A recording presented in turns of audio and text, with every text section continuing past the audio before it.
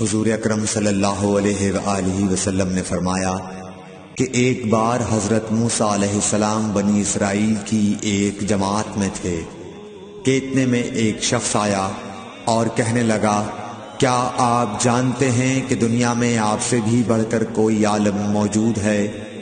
حضرت موسیٰ علیہ السلام نے فرمایا کہ نہیں۔ تب اللہ تعالیٰ نے حضرت موسیٰ علیہ السلام پر وحی نازل کی کہ ہاں، ہمارا بندہ خضر علم میں تم سے بڑھ کر ہے۔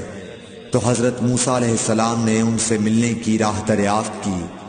اس وقت اللہ تعالیٰ نے ان سے ملاقات کے لیے مچھلی کو نشانی قرار دیا اور ان سے کہہ دیا کہ جب تم مچھلی کو نہ پاؤ تو لوٹ جانا، تم خضر سے ملاقات کر لوگے۔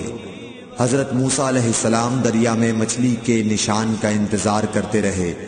تب ان کے خادم نے ان سے کہا، کیا آپ نے دیکھا تھا کہ جب ہم پتھر کے پاس تھے تو میں وہاں مچھلی بھول گیا اور مجھے شیطان ہی نے غافل کر دیا؟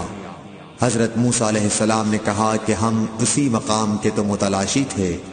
تب وہ اپنے قدموں کے نشانوں پر باتیں کرتے ہوئے واپس لوٹے۔ وہاں خضر علیہ السلام کو انہوں نے پایا۔ پھر ان کا قصہ وہی ہے جو اللہ تعالیٰ نے اپنی کتاب میں بیان فرمایا ہے۔ صحیح بخاری حدیث نمبر 78۔